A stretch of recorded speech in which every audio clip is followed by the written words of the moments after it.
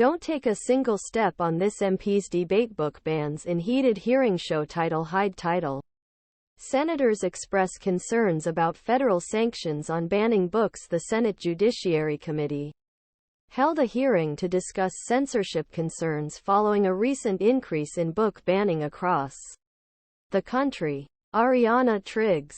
USA Today. Capitol Hill has become the latest arena in a growing battle over book bans. Lawmakers also discussed the implications of book bans for children. Among other culture war debates, book bans in schools and libraries, often implemented in response to parental or community complaints, hit a record high last year. While some say the move is a form of censorship targeting narratives or about LGBTQ people and people of color, others argue the restrictions are meant to protect children from sexually graphic and suggestive stories. The issue has become deeply partisan, with Republicans and Democrats debating it across government levels, on the campaign trail and most recently at a Senate Judiciary Committee hearing on Tuesday. Parental rights are at the forefront. Much of Tuesday's meeting was on parents' rights and responsibilities in their children's education. Republican candidates and lawmakers across the country have been listening to some parents' concerns for years about what is being taught in the classroom. Presidential candidate and Florida Governor Ron DeSantis has signed the Parental Rights in Education bill, which opponents have dubbed the Don't Say Gay bill, which bans discussion of sexual orientation or gender identity in certain grades. The State Board of Education expanded this law earlier in the year to apply to K-12 grades.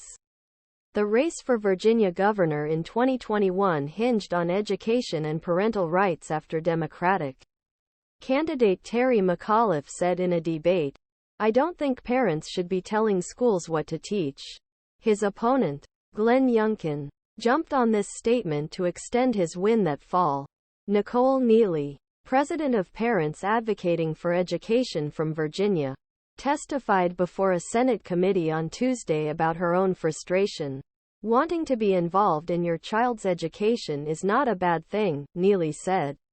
"Every time a parent is falsely accused wanting to ban a book out of reasonable concern about the appropriateness the subject matter, neighbors are pitted against each other."